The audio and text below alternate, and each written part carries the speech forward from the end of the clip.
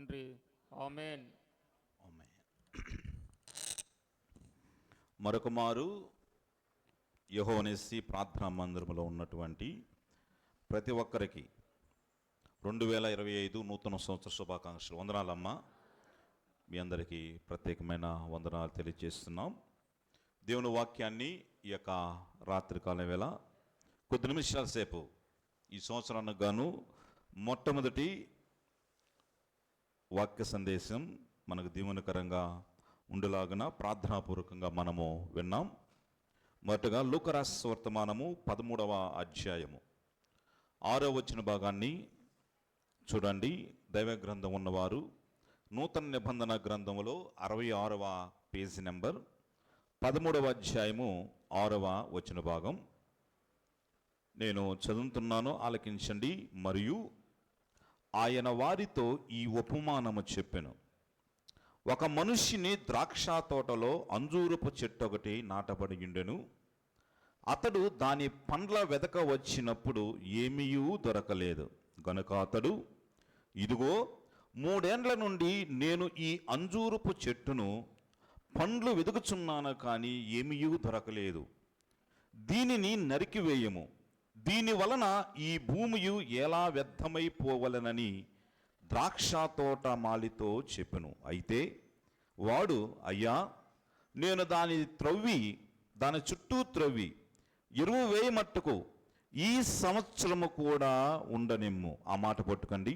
ఈ సంవత్సరము కూడా ఉండనిమ్ము, అది ఫలించినా సరి, లేని ఎడల నరికించి వేయమని అతనితో చెప్పాను. దేవుడి వాక్య భాగాన్ని మన కోసం దీవించునుగాక.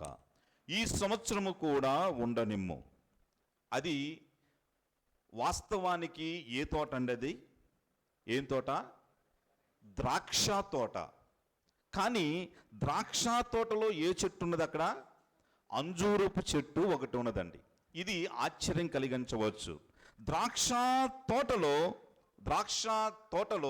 ద్రాక్ష చెట్టు ఉండాలి, కానీ వారు ఏం వేశారు? అంజూరపు చెట్టు వేశారు. అనగా ఆ స్థలములో ఉండకూడని చెట్టు ఆ స్థలములో ఉన్నది. అనగా మొదటగా ఆ చెట్టుకు స్థానానికి సంబంధించినటువంటి కృప ఉన్నది. ప్రభునందు ప్రియమైన వాళ్ళరా, స్థానానికి సంబంధించినటువంటి కృప అంటే ఏందండి? మనము దేనికి యోగ్యులము కామో, దేనికి అర్హులము కామో, ఏది పొందలేమో అది పొందటం అనేది కృప, గ్రేస్ అంటారండి. కానీ ఇక్కడ అంజురపు చెట్టు అక్కడ ఉండకూడదు ద్రాక్ష తోటలో, కానీ అక్కడ ఏం చేశారు? ద్రాక్ష తోటమాలి అంజూరపు చెట్టును కూడా వేశారు. ఇక్కడ ప్రభునందు ప్రియమైన వాళ్ళు, ఇక్కడ ఒక వాస్తవానికి ఇక్కడ కూర్చున్న మనము ఈ స్థానంలో ఉండకూడదు. బహుశా ఈ స్థానంలో ఉండటానికి ఏమాత్రం యోగ్యము కాదండి. ఈ స్థానంలో ఉండటానికి మన నీతి సరిపోదు. ఈ స్థానంలో ఉండటానికి మన భక్తి సరిపోదు. ఈ స్థానంలో ఉండటానికి మన పవిత్రత సరిపోదు. ఈ స్థానంలో ఉండటానికి ఏమాత్రమే సరిపోనటువంటి వారం. కానీ దేవాతి దేవుడు ఈ రాత్రికాల వేళ మనల్ని ఎక్కడ ఉంచాడు? ఈ స్థానంలో ఉంచాడు. సో మనము ఏ యొక్క కృప కలిగి ఉన్నామో స్థానానికి సంబంధించినటువంటి కృప కలిగి ఉన్నాం. ఇంకా ఆ తర్వాత భాగాల్లో ఈ సంవత్సరము కూడా ఉండనిమ్ము అని అంటున్నాడు. అయ్యా, 3 సంవత్సరాల నుంచి నేను ప్రతి సంవత్సరం చూస్తున్నాను, ఒక్క ద్రాక్ష తొట్టు కూడా ఒక్క ఫలం కూడా పండించలేదు, పుష్పించలేదు, ఫలించలేదు. దానికి స్థలం వేస్ట్, అంత ఎరువు వేస్ట్, అంత మాత్రం అన్ని వేస్ట్, పని వేస్ట్. కనుక దీన్ని తీసివేస్తానంటే ఆ తోటమాలి బ్రతిమలాడుతున్నాడు, అయ్యా ఈ ఒక్క సంవత్సరము కూడా ఉండనేము, ఈ ఒక్క సంవత్సరము కూడా ఉండనేము. అనగా దానికి సమయానికి సంబంధించినటువంటి కృప. ఆల్రెడీ దాని పీరియడ్ అయిపోయింది, దాని సమయం అయిపోయింది. అది ఉండటానికి ఏమాత్రం యోగ్యత లేదు, అది ఉండటానికి ఏమాత్రం అర్హత లేదు. కానీ దేవుడు ఏం చూపించాడు? సమయానికి సంబంధించిన కృప చూపించాడు. కనుక బహుశా ఆ యొక్క అంజూరపు చెట్టు అక్కడ ఉన్నది. ఇక్కడ కూడా ప్రభునందు ప్రియమైన సోదరి, ప్రియమైన వాళ్ళరా, దినాలు వెంబడి దినాలు గడిచిపోతున్నాయి, సంవత్సరాల మీద సంవత్సరాలు గడిచిపోతున్నాయి, వారాల వెంబడి వారాలు గడిచిపోతున్నాయి. అయినా కూడా దేవుని కోసం నిత్య నూతనంగా తయారైనటువంటి నీవు నేను ఇంకా ఈ సమయానికి ఇక్కడ ఉన్నామంటే మన మీద ఏం కృప ఉన్నట్లండి? సమయానికి సంబంధించినటువంటి కృప. మొదటిది స్థలానికి సంబంధించిన కృప, రెండవది సమయానికి సంబంధించిన కృప, మూడవది అక్కడ చుట్టూ త్రవ్వాడంట, అంత మాత్రం ఎరువు వేశాడు, దాన్ని సంరక్షిస్తూ వస్తున్నాడు. అనగా ఆ చెట్టుకు ఏది అవసరమైనదో, ఏ పోషణ అవసరమైనదో అంతా తోటమాలి ఇస్తూ వస్తున్నాడు. ఇస్తూ వస్తూ ఇంకొక సంవత్సరం ఆ చెట్టు కోసం ప్రయాసపడతానంటున్నాడు. ఎంత మంచి తోటమాలండి! ఇంకా అయ్యా ఈ సంవత్సరం ఉండనేమో, ఈ సంవత్సరం అయినా బాగుపడుతుందేమో, ఈ సంవత్సరం అయినా పండగ కాస్తుందేమో, ఈ సంవత్సరం అయినా పుష్పిస్తుందేమో, ఈ సంవత్సరం ఉండనిమ్ము అని చెప్పేసి ఏం చేస్తున్నాడు? తోటమాలి బ్రతిమలాడుతున్నాడు. ప్రియమైన సోదరి, మరి నీ కోసం దేవుడు చేయాల్సిన మొత్తం చేశాడు. ఫలిస్తావని, పుష్పిస్తావని, దేవుడి కోసం జీవిస్తావని, భక్తిలో ముందు కొనసాగుతావని, బాప్తిసం తీసుకుంటావని, మారతావని, అంత మాత్రమే కాదు వాక్యం చదువుతావని, ప్రార్థన చేస్తావని, ఇంకా ఆయన నీకు సమయాన్ని ఇచ్చి తృప్తిని కలుగజేస్తుంటే, ప్రభువు ఇంకా ఆయన కోసం బ్రతకపోతే బహుశా దేవుడికి ఒకనొక సమయంలో లెక్క అప్ప చెప్పవలసి, ఆయన బహుశా ఆయన సంతోషం కోసం నిన్ను ఏర్పాటు చేసుకున్నాడు. కానీ నువ్వు సంతోషం కలిగించవలసిన నీవు ఇంకా సంతోషం కలిగించకపోతే, ప్రభువు ప్రియమైన ఇంకా సంతోషం కలిగిస్తావని ఆయన మరొక సంవత్సరాన్ని ఇచ్చాడు. అనగా ఇక్కడ ప్రయాసకు సంబంధించినటువంటి కృప మనం చూస్తున్నాం. చిన్న ఎగ్జాంపుల్ అండి. బహుశా ఇది ఉన్న మౌస్ ఉంది అనుకోండి, ఈ మౌస్ బహుశా ఇక్కడ ఇట్లా పెడుతుంటే అక్కడ తిరుగుతూ ఉంటుంది, అక్కడ వర్క్ చేస్తూ ఉంటుంది. ఆ వర్క్ కానీ ఇది నాకు చేయిపోయింది అనుకోండి, ఇది నేను ఉపయోగిస్తానా? ఇది 1000 రూపాయలు, బహుశా 1200, 1000 రూపాయలు 1200 ఉంటుంది. బహుశా ఇది కానీ పని చేయకపోతే 1200 కాదు 12,000 పెట్టుకున్నా కూడా ఇది నాకు పని చేయటం లేదు కనుక, ఇది వ్యర్థం కనుక నేను బయటపడవేస్తాను. కానీ ప్రభునందు ప్రియమైన వారు, మన దేవుడు మనలాంటి వాడు కాదమ్మా. మన దేవుడు మనలాంటి స్వభావం కలిగిన వాడు కాదు. నీ వల్ల ఉపయోగం లేకపోయినా, నీవు ఆయన సంతోషపడకపోయినా, ఆయన నిన్ను ఉంచిన ఉద్దేశం నెరవేర్చబడకపోయినా, ఇంకా ఫలించకపోయినా కూడా ఒక తోటమాలి వలె ఏమంటున్నాడు? అయ్యా 2024వ సంవత్సరం మొత్తం తన ఇష్టానుసారంగా జీవించారు. 2024వ సంవత్సరం మొత్తం బహుశా సృష్టికర్త సృష్టించినటువంటి సృష్టికర్తకు బహుశా ఆమోదయోగ్యం లేకుండా జీవించారు. అయినా కూడా వాళ్ళని ప్రేమించి ఈ సంవత్సరం ఉండనేమో అని చెప్పేసి, ప్రభునందు ప్రియమైన వాళ్ళరా, ఈ సృష్టికర్త ఈ బ్రతిమలాడుకుంటే దేవాతి దేవుడు 2020వ సంవత్సరం మనకి ఇచ్చాడు. ఒకసారి గట్టిగా చప్పట్లు కొట్టి దేవుని నామాన్ని స్తుతిద్దాం. హల్లెలూయా. ప్రభునందు ప్రియమైన వాళ్ళరా, అలాంటి మంచి దేవుడు, అలాంటి కృప కలిగిన దేవుడు ఈ సంవత్సరం ఉండనిమ్ము అని తోటమాలి బ్రతిమలాడినట్లుగా ఆ దేవుణ్ణి బ్రతిమలాడుతుండగా ఈ సంవత్సరమైన ఒక మంచి నిర్ణయం తీసుకున్నామా? ప్రభువా, అయ్యా నీ కృపను బట్టి మాత్రమే నేను ఈ స్థలంలో ఉన్నాను, నీ కృపను బట్టి మాత్రమే ఈ సమయంలో ఉన్నాను, ఈ కృపను బట్టి మాత్రమే నేను పోషించబడుతున్నాను. ప్రభువా, నీ కోసం నేను రాబో సంవత్సరం జీవిస్తానని ఒక మంచి నిర్ణయంతోటి ఇక్కడి నుంచి వెళదాం. అయితే ఇక్కడ మనకు సందేహం కలగవచ్చండి, ఎందుకు దేవుడు ఈ లైఫ్ని ఎక్స్టెండ్ చేస్తున్నాడు? ఎందుకు ఈ జీవితాన్ని, ఈ సంవత్సరాల్ని ఇంకా సంవత్సరం వెంబడి సంవత్సరం, దినాలు వెంబడి దినము బహుశా పొడిగిస్తున్నాడు అనేదానికి కొన్ని కారణాలు నేను జస్ట్ మీకు చూపిస్తాను. బహుశా తర్వాత ముందుకు వెళ్దామండి. ప్రభువు దేవుడు ఆయుష్ని ఇవ్వటానికి, దేవుడు సంవత్సరాలు ఇవ్వటానికి వెనక ఉన్న కారణాలు ఏంటి అని కొన్ని విషయాలు చూద్దాం. మొదటి రాజుల గ్రంథము 21వ అధ్యాయం 29వ వచన భాగంలో ఒక మాట ఉందండి. ఇక్కడ ఒక రాజు ఉన్నాడు, ఆయన పేరు ఆహాబు. ఆ ఆహాబు చాలా దుర్మార్గుడండి, చాలా భయంకరమైన వ్యక్తి అండి, చాలా క్రూయల్ పర్సన్ అని దేవుడు వాక్యం చెప్తుంది. బైబిల్లో ఉంది, ఆహాబు లాంటి చెడ్డవాడు ఇంకా ఎవడూ లేనంటే ఈ భూమి మీద, అలాంటి చెడ్డవాడండి. అయితే ప్రభునందు ప్రియమైన వాళ్ళరా, ఆయన మీదకు దేవుని శిక్ష వచ్చింది. పాపం చేస్తున్న వాడిని దేవుడు చూస్తాడు. బహుశా తుదకు మరణానికి దారితీస్తుందని దేవుడు వాక్యం చెప్తుంది కదా. ప్రభునందు ప్రియమైన అలాంటి వ్యక్తిని బహుశా సంహరించాలని దేవుడు తలంచాడండి. అయితే ఆయన తన పాపాలని బహుశా దేవుడి యొక్క మాటకు భయపడి, బహుశా దేవుడు ప్రకటించిన శిక్షకు భయపడి ప్రభునందు ఏం ప్రకటించాడండి? నీ రక్తాన్ని కుక్కలు నోగుతాయి, నువ్వు యుద్ధంలో చనిపోతావు, యుద్ధంలో చనిపోయిన చోటే బహుశా నీ యొక్క రక్తాన్ని కుక్కలు నాగుతాయి అని చెప్పేసేసి ఆ ఆహాబు రాజుకు భయంకరమైన శిక్ష దేవుడు ప్రకటిస్తారండి. ఆ మాట విన్నంటనే ఆహాబు రాజు భయపడి కన్నీరు విడిచి, బహుశా 26వ వచనం చూడండి. అప్పుడు దుర్మార్గుడైనటువంటి, చూడండి 26వ వచనం, మొదటి రాజుల గ్రంథము 21వ అధ్యాయము 26వ వచన భాగంలో ఒక చక్కని మాట ఉంది. మనం నేర్చుకోవాల్సినటువంటి, మనం జాగ్రత్త పడవలసినటువంటి ఒక చక్కని మాట ఉంది. మొదటి రాజుల గ్రంథము 21వ అధ్యాయం 26వ వచనాన్ని చదవండి, కలుపు చదువు. ఇశ్రాయేలీయుల ఎదుట నిలవకుండా యెహోవా వెళ్ళగొట్టిన అమోరియలలో ఆచార రీతిగా హేయముగా ప్రవర్తించును. ఆహాబు ఆ మాటలు విని తన వస్త్రములను చింపుకొని గోనెపట్ట కట్టుకొని ఉపవాసముండి గోనెపట్ట మీద పరుండి వ్యాకుల పరుచుండగా యెహోవా వాక్కు తిష్బీడైన ఏలీయాకు ప్రత్యక్షమై ఇలాగు సెలవిచ్చును. ఆహాబు నాకు భయపడి వినయముగా ప్రవర్తించుట నేను చూచితిని.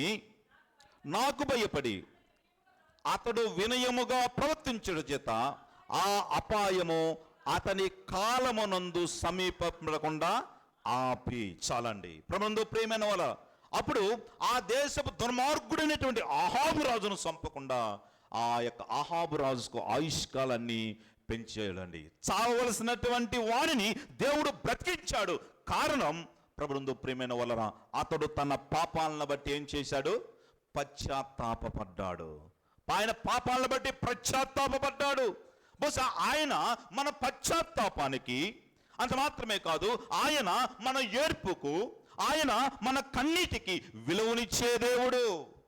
మన కన్నీటికి విలువనిచ్చే దేవుడు కనుకనే మనలను ఇంకా ఆయన బ్రతికిస్తూ వస్తున్నాడు. నీవు పశ్చాత్తాపడి, నీవు కన్నీరు కార్చి ఎంత కష్టమైనటువంటి బహుశా శిక్షనైనా తప్పించుకోవచ్చని ఈ మాటలు బట్టి మనం తెలుసుకోవచ్చు. నినివే పట్టణ ప్రజలు కూడా వారి యొక్క పాపం బహుఘోరమైనప్పుడు వారు ఏం చేశారు? పశ్చాత్తాపడి కన్నీరు కార్చారు. ప్రభునందు ప్రియమైన వారు తుదకు వారు ఏం పొందారు? శిక్ష నుంచి విడుదల పొందారు. మొదటి కారణం, పశ్చాత్తాపడి కన్నీరు కారిస్తే నీ లైఫ్ని, నీ సంవత్సరాల్ని ఎక్స్టెండ్ చేస్తాడు అని దేవుడు వాక్యం చెప్తుంది. నువ్వు ఎంత దుర్మార్గుడువైనా, ఎంత పాపివైనా, ఎంత ఘోరవంటి దుష్టుడువైనా కూడా, దేవుడికి వ్యతిరేకంగా జీవించినా కూడా నువ్వు నిన్ను తెలుసుకొని పశ్చాత్తాపడి ఒప్పుకొని కన్నీరు కారుస్తూ దేవుడు పాదస్థందులో, అయ్యా నీకు ప్రణమిలుతున్నాను ప్రభా, నన్ను క్షమించు అని కానీ పశ్చాత్తాపడితే నీ యొక్క లైఫ్ను కూడా, నీ యొక్క జీవితాన్ని కూడా ఎక్స్టెండ్ చేస్తాడండి. ప్రభునందు ప్రియమైన సోదరి, ఈ నూతన సంవత్సరంలో అయినా కూడా బహుశా 24వ సంవత్సరంలో బహుశా దేవుడికి వ్యతిరేకంగా ఎన్నో చేశావు. బహుశా వాటిని ఇక్కడ ప్రస్తావించబడటం లేదు, కానీ నీ మనస్సాక్షికి నీకు మాత్రమే తెలుసు. నీ భర్తకు తెలియకపోవచ్చు, నీ భార్యకు తెలియకపోవచ్చు, నీ బిడ్డలకు తెలియకపోవచ్చు, నీ తల్లిదండ్రులకు తెలియకపోవచ్చు, నీ తల్లికి తెలియకపోవచ్చు, కానీ నిన్ను సృష్టించినటువంటి, సమస్తాన్ని ఎరిగినటువంటి దేవాతి దేవునికి అన్నీ తెలుసు. ప్రియమైన వాళ్ళరా, వాటిని బట్టి మనం పశ్చాత్తాపడదాం. ఈ సంవత్సరం అంతా నువ్వు దీవెనకరంగా ఉండాలంటే తప్పకుండా పాప విషయమై పశ్చాత్తాపడి క్షమించబడాలి.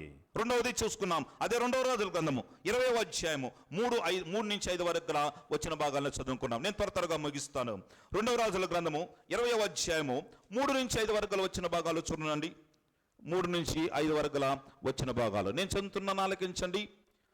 అతడు గోడ తప్పుడు తిప్పుకొనగా యెహోవా యథార్థ హృదయుడనై సత్యముతో నీ సన్నిధిని నేనెట్లు నడుచుకుంటునో, నీ దృష్టికి అనుకూలముగా సమస్తమును నేనెట్లు జరిగించుతునో కృపతో జ్ఞాపకము చేసుకోమని హిజ్కియా ప్రార్థన చేయగా కన్నీళ్లు విడిచి యెహోవాకు ప్రార్థన చేసెను అంటూ బహుశా ఆ తర్వాత అనేకమైన విషయాలు ఉన్నాయండి. హిజ్కియాకు దేవుడు తన ప్రవక్తను పంపి, హిజ్కియా నీ ఇంటి నువ్వు చక్కబెట్టుకో, నువ్వు మరణమవుతున్నావు అని చెప్పేసి హిజ్కియాకు చెప్పాడండి. తర్వాత ఆయన ప్రార్థన చేసినప్పుడు ఆ తర్వాత 15 సంవత్సరాల ఆయుష్కాలాన్ని పొడిగించాడు. కారణం ఏమిటని ఆలోచిస్తే మన దేవుడు యథార్థతకు విలువనిచ్చే దేవుడు అండి. మన దేవుడు కన్నీటికి విలువనిచ్చే దేవుడు. మన దేవుడు యథార్థతకు విలువనిచ్చే దేవుడు. మనం కలిగి ఉన్న యథార్థతను బట్టి మనం కలిగి ఉన్నటువంటి పశ్చాత్తాపాన్ని బట్టి మన జీవిత పయనాలు, జీవిత కాలాన్ని పొడిగిస్తాడు అని దేవుడు మాటలను బట్టి ఈసాలో మాట్లాడు. హిజ్కియా అయ్యా నీ దృష్టికి నేను యథార్థవంతుడుగా నేను ఎలాగ ఉన్నానో, నీ దృష్టికి నీతిమంతుడుగా నేను ఎలాగ ఉన్నానో నీకు తెలుసును ప్రభా అని చెప్పి ఆయన ప్రార్థన చేసినప్పుడు ప్రభునందు ప్రియమైన వాళ్ళరా యథార్థతకు విలువనిచ్చేవాడు. మూడవది ఆయన ప్రార్థనకు కూడా విలువనిచ్చాడు. ప్రియమైన సోదరి, ప్రియమైన యథార్థంగా జీవించావా? నీ భర్తకి యథార్థంగా జీవించావా? నీ కుటుంబానికి యథార్థంగా జీవించావా? అన్నిటికంటే ప్రాముఖ్యంగా నిన్ను సృష్టించినటువంటి, నిన్ను పోషిస్తున్నటువంటి, నీకు సంవత్సరము బహుశా పొడిగిస్తున్నటువంటి, నీకు నూతనమైన జీవితాన్ని ఇస్తున్నటువంటి, జీవాన్ని ఇస్తున్నటువంటి ఆ దేవుడి కోసం బహుశా నువ్వు యథార్థంగా జీవిస్తున్నావా? 2024 సంవత్సరం యథార్థంగా లేవేమో.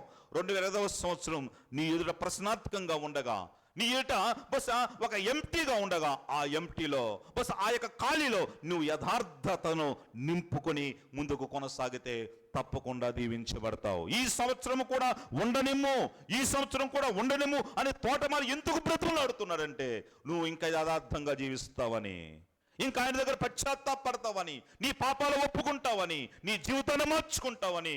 బహుశా నీ తోటమాలి ఇన్ని గురించి దేవుని బ్రతుకులాడుతుండగా ప్రియమైన వాళ్ళ ఎందుకు మార్చుకోకూడదు? ఎందుకు నీ జీవితాన్ని నూతనంగా మార్చుకోకూడదు? ఎందుకు నీ జీవితాన్ని దిద్దుకోకూడదు? ఈసారి ప్రభు మనతో మాట్లాడుతుండగా మనం మార్చుకున్నాం, ప్రార్థన చేద్దాం, యథార్థంగా జీవిద్దాం. అంత మాత్రమే కాదు, పశ్చాత్తాపడి దేవుని కృపను పొందుకున్నాం. అంత మాత్రమే కాదు, ఇంకొక దీవెనకరమైన మాట చెప్పి నేను ముగిసింగా చాలా ఉన్నాయి. ఆదికాండ గ్రంథము 17వ అధ్యాయము 21వ వచన భాగంలో కూడా ఒక చక్కని మాట ఉంది. ఆదికాండ గ్రంథము 17వ అధ్యాయము 21వ వచన భాగంలో ఒక చక్కని మాట ఉంది. సంవత్సరాన్ని గురించినటువంటి మాట, ఒక మాట ఉంది. 17వ అధ్యాయము 21వ వచన భాగం చూద్దాం. 17వ అధ్యాయము 21వ వచన భాగం. అయితే వచ్చు సంవత్సరము ఈ కాలమందు శారా నీకు కనబోవు ఇస్సాకుతో నా నిబంధనను స్థిరపరచునని చెప్పెను. ఈ మాటను శ్రద్ధగా ఆలకిస్తే బహుశా దేవుడు అబ్రహాముకు చెప్తున్నాడు, అయ్యా ఒకసారి కనిపిస్తాడు, అయ్యా నిన్ను దీవిస్తానంటాడు, దీవిస్తానని చెప్పి వెళ్ళిపోతాడు. మళ్ళీ ఇంకోసారి వస్తాడు, దీవిస్తానని చెప్తాడు, ఇంకా దీవిస్తానని చెప్తాడు, వెళ్ళిపోతాడు. ఇలాగా చాలా సంవత్సరాలు జరిగిపోయి 25 సంవత్సరాలు గడిచిపోయి. కానీ ఈ మాట చెప్పినది ఎప్పుడంటే చిట్ట చివరి సంవత్సరంలో. బస్ ఈ మాట చెప్పిన వెనువెంటనే ఏమైంది? శారా గర్భము దాల్చినట్లుగా మనం చెప్తున్నాం. ప్రభునందు ప్రియమైన వాళ్ళరా, ఇప్పుడు సోదరులు లాజరయ్య గారు, అంత మాత్రమే కదా సోదరులు సునీల్ ప్రార్థన చేసినప్పుడు, అయ్యా నాకు మంచి వాగ్దానం కావాలి, అయ్యా మంచి వాగ్దానం నెరవేర్చబడాలి అని చెప్పి ప్రార్థన చేశారు. అవునండి, ఆయన వాగ్దానం ఇచ్చి మరిచిపోయే దేవుడు కాదు, జ్ఞాపకం పెట్టుకునే దేవుడు.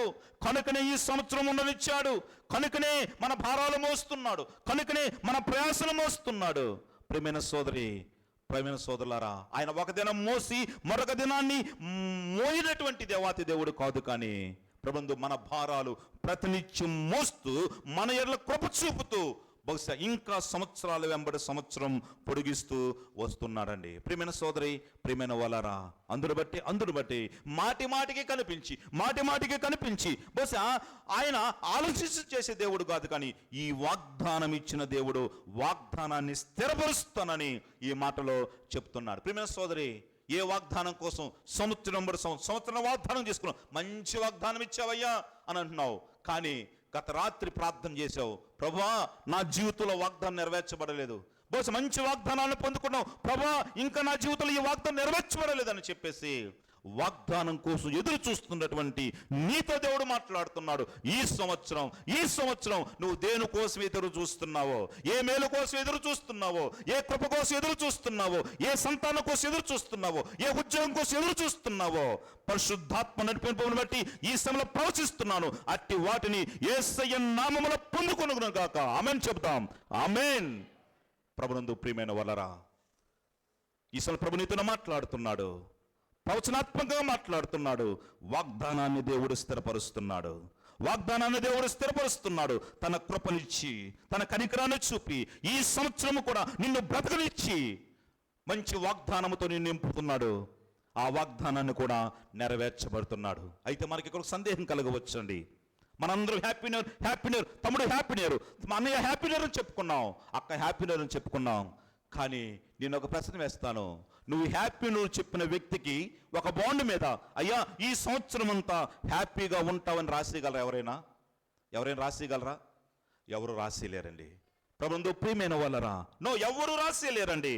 కానీ మనం ఎదుర్కొనే ఈ సంవత్సరంలో కొండలుంటాయి, లోయలుంటాయి. ప్రభునందు ప్రియమైన వాళ్ళరా, ఈ రెండు అనుభవాలు మనం ఎదుర్కోవాలి. ఇందాక తమ్ముడు చెప్పినట్లుగా కొండ అనుభవాన్ని ఎదుర్కోవాలి, లోయ అనుభవాన్ని కూడా ఎదుర్కోవాలి. అందుకే ద్వితీయోపదేశ కాండంలో ఒక మాట ఉంటుంది, ఓ ఇశ్రాయేల్యరా, మీరు ప్రవేశించే దేశం పాలు తేళ్లు ప్రవహించే దేశమే, ఒక సమృద్ధి కలిగిన దేశమే, విస్తారమైన వనరులు గల దేశమైనప్పటికీ ఆ దేశములో కొండలుంటాయి, లోయలుంటాయి.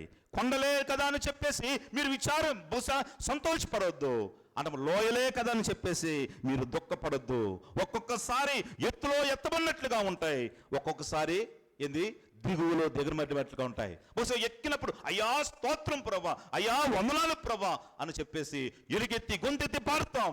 బహుశా పక్కవారో చెప్తాం, ఎట్లో చెప్తాం, సాక్ష్యం చెప్తాం, ఎన్నెన్నో చెప్తాం. బహుశా అలాంటి నీవు బహుశా లోయలో అనుభవంలో కూడా అలాంటి భక్తిని కలిగి ఉండాలి. ప్రభునందు నీ అంత దేవుడు లేనటువంటి నీవు బహుశా నీకంటే దేవుడు బహుశా ఎవరో లేరన్నటువంటి ఒక స్థిర నమ్మకం ఎప్పుడైతే నీతో ఉంటుందో తప్పకుండా లోయ అనుభవాలు కూడా నీకు సంతోషంగా ఉంటాయండి. మన దేవుడు కొండలకు దేవుడు, లోయలకు కూడా దేవుడు అండి. కొండల్లో కనికరించి, కొండల్లో కాపాడి, కొండల్లో బహుశా నిన్ను ఉన్నతంగా హెచ్చించి లోయల్లో వదిలిపెట్టే దేవాతి దేవుడు కాదండి. బైబిల్లో కూడా స్త్రీలు అనేటువంటి వారు అన్యులు ఇలాగ అనుకున్నారంట. ఏందో చూద్దామండి. బహుశా వాళ్ళ దేవుడు, అయ్యా వాళ్ళ దేవుడు ఉన్నారు చూసారా, వాళ్ళు నమ్ముకున్న దేవుడు, వాళ్ళు పూజిస్తున్న దేవుడు, వాళ్ళు నమ్ముకున్నట్టు యెహోవా దేవుడు, వాళ్ళు కొండల దేవుడు, కొండలకే దేవుడు కానీ లోయలకే దేవుడు కాదు. కొండ మీదే వారు విజయాన్ని పొందుతారు కానీ లోయలో వారు విజయాన్ని పొందుకోలేరు. వారు దేవుడు వారిని వదిలేస్తారని చెప్పేసి స్త్రీలు కూడా ఆ యొక్క గ్రంథములో అనుకున్నారంట. ప్రభునందు ప్రియమైన ఉన్నారంట. ఆయన ఉన్నవాడైనటువంటి యెహోవాను గూర్చి ఆ మాట చదవం. మొదటి రాజుల గ్రంథము చదవం కల్పన. మొదటి రాజుల గ్రంథము 20వ అధ్యాయము 28వ వచన భాగంలో ఒక చక్కని మాట ఉంది. ఆ మాట చదువుకున్నాం. మొదటి రాజుల గ్రంథము. ఈ దీవెనకరమైన వర్తమానాన్ని నీ మనస్ఫూర్తిగా అంగీకరిస్తే, ఈ దీవెనకరమైన వర్తమానాన్ని నువ్వు మనస్ఫూర్తిగా నమ్మగలిగితే తప్పకుండా ఈ నూతన సంవత్సరం నీకు దీవెనకరంగా ఉంటుంది, నీకు ఆశీర్వాదకరంగా ఉంటుంది. 20వ అధ్యాయము 28వ వచన భాగం చూద్దామండి. అప్పుడు దైవజనుడు ఒకడు వచ్చి, ఇశ్రాయేలు రాజు తిట్టనెను, యెహోవా సెలవిచ్చినదేమనగా సిరియనులు యెహోవా కొండలకు దేవుడే గాని లోయలకు దేవుడు కాదని అందుకుందరు. అయితే నేను యెహోవానయ్యున్నానని మీరు తెలుసుకున్నట్లు ఈ గొప్ప సమూహం అంతయు నీ చేతికే అప్పగించెను. ప్రభునందు ప్రియమైన సోదరి, ప్రియమైన వాళ్ళరా, నువ్వు పొందుకున్నటువంటి హ్యాపీ న్యూ ఇయర్ నిజంగా happy new year. It should be happy new year, it should be joy new year. ప్రభు నీకు సంతోషాన్ని, ఆనందాన్ని కలిగించేటువంటి బహుశా దీవెనకరమైన సంవత్సరమే. కానీ కొండలెక్కాలి, లోయల్లోకి కూడా వెళ్ళాలి. ప్రభునందు ప్రియమైన వాళ్ళ, అయ్యో లోయలు వచ్చి అంటే నువ్వు దిగులు పడకూడదు, కొండలు వచ్చి ఏమని కనుకని అస్సే పడకూడదు. ప్రియమైన సోదరి, ప్రియమైన సంవత్సరం అంతము నుండి, సంవత్సరం ఆది నుండి సంవత్సరం అంతం వరకు కూడా తన మహాకృప చేత నీ చెయ్యి పట్టి తప్పకుండా నడిపిస్తాడు. నువ్వు నమ్మినటువంటి నమ్మదగినటువంటి దేవుడు. అందుకే దేవుడు అక్కడ అంటున్నాడు, మన దేవుడికి సిరియలు పెట్టిన పేరు ఏం పేరండి? ఆయన కొండలకు దేవుడు కానీ లోయలకు దేవుడు కాదు. కను ప్రియమైన ఆయన ఉన్నవాడని అక్కడ చెప్తున్నారండి. ఆయన నిన్న ఉన్నాడు, ఇప్పుడు ఉన్నాడు, రేపు ఉంటాడు, ఎల్లుండి ఉంటాడు, ఆవలెల్లుండి ఉంటాడు, ఫిబ్రవరి మొదటి మాసంలో ఉంటాడు, చివరకు 2025వ సంవత్సరం డిసెంబర్ నెల బహుశా 31వ తేదీ 11:59 కూడా నీతోనే ఉంటాడండి. కనుక ప్రభువు నీతో ఉన్నటువంటి దేవుణ్ణి బట్టి నువ్వు ధైర్యం తెచ్చుకొని బహుశా ఈ సంవత్సరాన్ని ధైర్యంతో నువ్వు ఎదుర్కొనగలగాలి. ప్రభువు ప్రియమైన సోదరి, ప్రియమైన వాళ్ళరా, ధైర్యంతో ఎదుర్కోగలుగుతున్నావా? నిరాశపడిపోతున్నావు, ఇబ్బంది నిరాశపడిపోతున్నావు, కష్టాలు వచ్చినప్పుడు నిరాశపడిపోతున్నావు, బహుశా నిన్ను నిందించినప్పుడు నిరాశపడిపోతున్నావు, అపజయం కలిగినప్పుడు నిరాశపడిపోతున్నావు. కానీ ఇక్కడ చెప్తున్నాడు, నువ్వు ధైర్యముతోటి ఈ సంవత్సరం ఎదుర్కొనాలని బహుశా నువ్వు దేవుడు చెప్తున్నాడండి. ఒక భక్తుడు చెప్పాడండి, మనమంట క్రైస్తవులమంట గలను అనే సూత్రాన్ని ఫాలో కావాలంట. ఏందండి? మన క్రైస్తవులు లేదా విశ్వాసులు గలను అనే సూత్రాన్ని ఫాలో కావాలంట. గలను సూత్రం ఏందండి?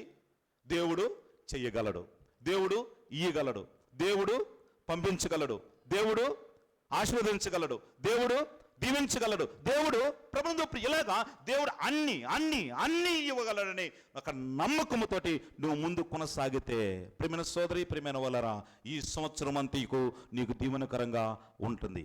బహుశా ఈ మాట సంవత్సరాలు గడిచిపోతున్నాయి, అబ్రహాము జీవితంలో నెరవేర్చబడలేదు. కానీ ఈ యొక్క వాగ్దానము, ఇప్పుడు మనం చదివినటువంటి వాగ్దానము ఇచ్చిన సంవత్సరంలో దేవుడు ఉన్నతమైన కార్యాన్ని చేసినట్లుగా మనం చూస్తున్నాం. చివరికి ఒక మాట చూసుకొని నేను ముగిస్తున్నాను. హబక్కు గ్రంథం 3వ అధ్యాయము 2వ వచనాన్ని కూడా చూసుకున్నాం. 771వ పేజీ నంబర్. ఒక దీవెనకరమైన మాటను చూసుకొని ఒక చక్కని ప్రార్థన చేసుకుని ఇక్కడి నుంచి మనము సంతోషంగా ఆనందంగా దీవెనలు చేతబట్టుకొని ఈ నూతన సంవత్సర ఆనందంతో మనం ఇక్కడి నుంచి వెళ్దాం. 771వ పేజీ నంబర్, హబక్కు గ్రంథము 3వ అధ్యాయము 2వ వచన భాగం. 3వ అధ్యాయము 2వ వచన భాగం చదువు తమ్ముడు. యెహోవా నిన్ను గూర్చిన వార్త విని నేను భయపడుచున్నాను. యెహోవా సంవత్సరములు జరుగుచుండగా నీ కార్యము నూతన పరచుము, సంవత్సరములు జరుగుచుండగా దాన్ని తెలియచేయము, కోపించుచూనే వాత్సల్యమును జ్ఞాపకము తెచ్చుకొనము. దేవుడి మాటలు మన కోసం దీవించునుగాక. నేను చెప్తాను, మీరందరూ పలకండి.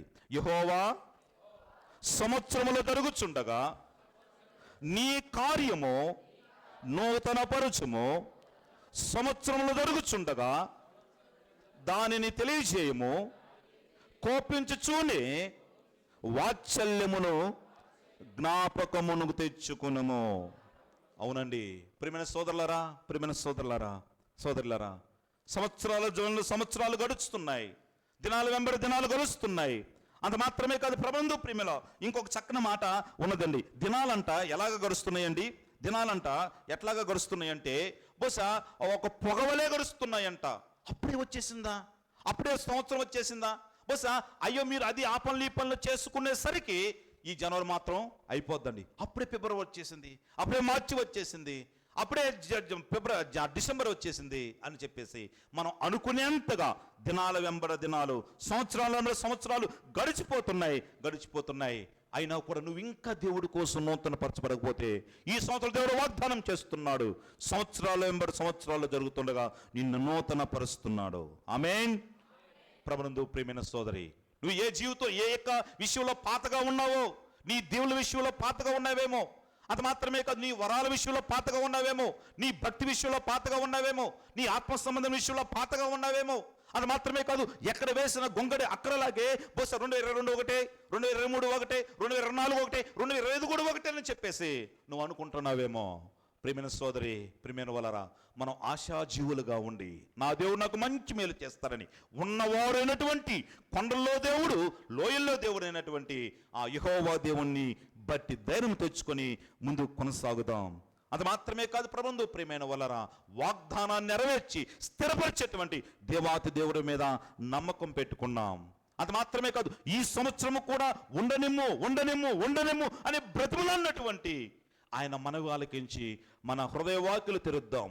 అయ్యా నా జీవితంలోకి రా, నా కుటుంబంలోకి రా, నా బ్రతుకులోకి రా ప్రభా, నా కార్యాల్లోకి రా ప్రభా, నా ఉద్యోగంలోకి రా ప్రభా, నా వ్యాపారంలోకి రా ప్రభా, నా బిడ్డల జీవితంలోకి రా అని చెప్పి ఆయన ప్రవేశాన్ని, ఆయన ఆహ్వానాన్ని మనము కోరుకున్నాం.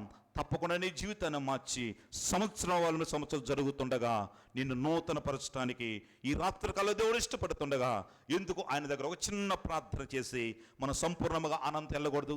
అందరాలుగా తల వంచండి ప్రియమైన సోదరి. ఇప్పుడు ప్రభు నీతో మాట్లాడాడు, ప్రియమైన వాళ్ళరా, ఇప్పుడు నీతో మాట్లాడాడు. దినాలు వెంబడి దినాలు, సంవత్సరాలు జరుగుతున్నాయి. అయ్యో 2024 సంవత్సరం ఏం మారింది నా జీవితంలో? క్యాలెండర్ మారిందా? వాగ్దానం మారిందేమో. అయ్యా ఏమేం మారలేదు, నా బట్టలు మారినేమో, నా జీవితం మాత్రం అలాగే ఉంది, నా అనారోగ్యం అలాగే ఉన్నది, నా అపజయం అలాగే ఉన్నది అని చెప్పి విచారిస్తున్న నీతో దేవుడు ఈ రాత్రి కాలంలో వాగ్దానం చేస్తున్నాడు. పొట్టు గాలికి ఎగురునట్లుగా సమయం గతించిపోతున్నది. అయితే ఈ సంవత్సరం దేవుడు నేను నూతనమైన ఆత్మతో నింపబోతున్నాడు, నూతనమైన వాగ్దానాన్ని నెరవేర్చబోతున్నాడు. ఏ వాగ్దానం కోసం ఎదురు చూస్తూ సంవత్సరాలు గడుపుతున్నావో ఈ సంవత్సరంలో అట్టి నూతనమైన కార్యాన్ని దేవుడు నీ జీవితంలో చేయబోతున్నాడని ఒక దైవజనుడుగా నీ విషయం నేను ప్రవచిస్తున్నాను. దేవుడు మాటగా స్వీకరించి నమ్మి విశ్వాసం ఉంచి నా జీవితంలో నూతన కార్యం చేయి ప్రభా.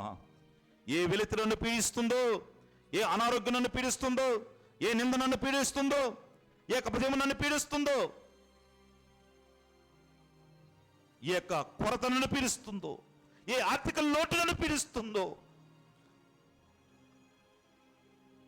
ఈ యొక్క ఆదరణ లేని పరిస్థితి నన్ను పీడిస్తుందో, ఈ సంవత్సరం నన్ను నూతనపరచండి.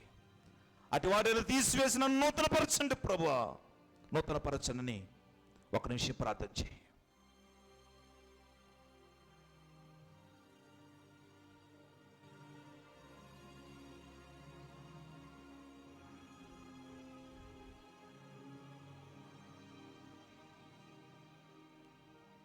మహాపరిశుద్ధుడా, ప్రేమ కలిగిన తండ్రి, నీ శ్రేష్టమైన నామానికి వందనాలు, స్తోత్రాలు వేలాదిగా చెల్లిస్తున్నా. ఆ తోటమాలి బ్రతిమిలాడినట్లుగా గత రాత్రి ఈ సంవత్సరం కూడా ఉండనిమో అని అయ్యా నువ్వు బ్రతిమిలాడితే అయ్యా ఫలితంగా మేము ఇక్కడ ఉన్నాం. ఈ జీవం, ఈ జీవితం, ఈ ఆయుష్కాలం, ఈ ఆరోగ్యం, ఈ హోదా, ఈ యొక్క ఔశ్వర్యం మీరు పెట్టినటువంటి భిక్షని మేము నమ్ముతున్నాం.